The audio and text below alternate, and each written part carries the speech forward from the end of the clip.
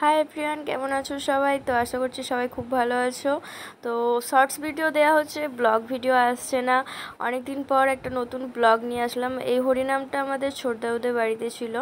তো 3 দিন এখানে আমাদের হরিনাম ছিল, তারপরেই আমাদের সোমনাথ তলায় হরিনাম বসেছিল।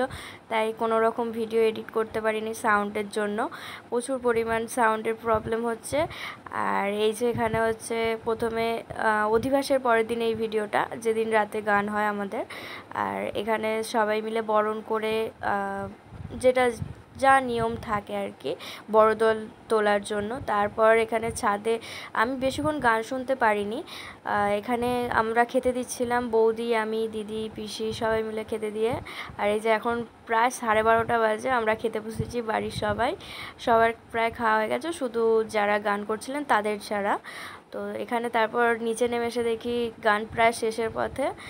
আর দর্শকও সেরকম ছিল না, সবাই বাড়ি চলে গেছে। যেহেতু এটা বাড়ির হরিনাম, তো বাড়ির লোকগুলোই থাকে। আর কুটুম বলতে কাকিমাদের বাড়ির সেরকম কুটুম নেই, ও বাড়ির একটাই মাত্র পিসি। তো পিসির মেয়েরা এসেছিলেন, আর কাকিমার বাপের বাড়ি থেকে যা, মামা বাড়ি যা। তো এখানে আমরা প্রতি বছর, সত্যি কথা বলতে, এই যে হরিনামটা হয় আমাদের বেড়া বাড়ির মেয়ে, বউ, ছেলে, কেউ কাউকে মানে ভয় বা যে বড় বলে এই সেই রকম একটু ভয়টা নেই আমাদের। একটু ভয় কমই আছে। আর যেহেতু বাড়ির হরিনাম, তো একটু মজা তো হবে। এখানে সবাই মিলে একটু নাচানাচি করছিলাম।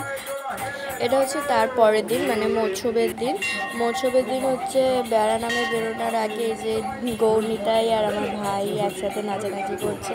তারপর পাশের বাড়ির কয়েকটা ভাই একসাথে বেড়া নামে বেরোবে। এটা হচ্ছে আমাদের সোমনাথতলায় তখন প্যান্ডেল হয়ে গেছে। আর সোমনাথতলায় প্যান্ডেল হয়ে গেছে। এখানে বেড়া নামে যাওয়ার সময় আমাদের সোমনাথতলায় আগে ঢুকতে হয়। তো সোমনাথের মন্দিরে প্রথমে ঢুকে সবাই মিলে ঘন্টা বাজাচ্ছে। আর এই যে এটা হচ্ছে আমাদের বাবা ভোলেনাথের মন্দির। এটা কিন্তু একটা রহস্যজনক মন্দির। তো তোমরা অনেকেই জানো না, আমাদের এই বিধিচন্দ্রপুর সোমনাথতলা, এটা পাতাল খুলে সোমনাথ আমাদের মাটির তলা থেকে উঠেছে। আর এখানে হচ্ছে গৌরনিতাই রোদে যেতে খুব কষ্ট হচ্ছে বলে কাকিমারা ছাতা নিয়ে বেরিয়েছে। আর এটা বেড়া নামে মানে প্রতিটা বাড়িতে এখানে যারা ডাকে গৌরনিতাইকে জল মিষ্টি খাওয়ায়, অনেকে হরিলুট দেয়। তারপর ওখান থেকে ঘুরে ওরা প্রায় এসেছে 1:30টার সময়। তারপর প্রচুর গরম হচ্ছিল। এখানে আমাদের বাড়িতে এসে মা, দিদি, পিসি সবাই একটু মিষ্টি জল খাই দিল। তারপরে ওই যে হরিলুট দিচ্ছে। আর হরিলুট দেওয়ার পরে এখানে হবে হচ্ছে আমাদের গৌরনিতাইয়ের মায়ের কোলে দেওয়া হয়। গৌরনিতাইয়ের মায়ের কোলে দেওয়ার আগে অনেক নিয়ম আছে, তো সেই নিয়মগুলো এখানে পালন করা হচ্ছে। গৌরনিতাইয়ের মায়ের কোলে কিন্তু দেওয়ার সময় যারা বেড়া নামে গিয়েছিল তাদেরকে টাকা দিতে হয়। তো আমরা দাবি করেছিলাম 501 টাকা, তো দিয়েছিল দাদু। আর এখানে গৌরনিতাইয়ের মায়ের কোলে বসিয়ে মিষ্টি জল খাওয়ানো। আর এরা এত পরিমাণ বিরক্ত হয়ে যায় প্রতি বছরই, যে এত হাঁটতে হয় খালি পায়ে, তার উপরেই গরম, আবার প্রতিটা বাড়িতে মিষ্টি জল খেতে হয়, ওরা তো খুব বিরক্ত হয়ে যায়।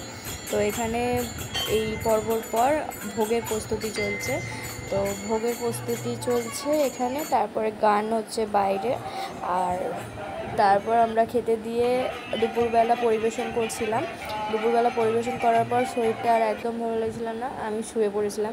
তো ঘুম থেকে উঠে মুখের অবস্থা আমার দেখতেই পেলে কি বাজে ব্যাপার।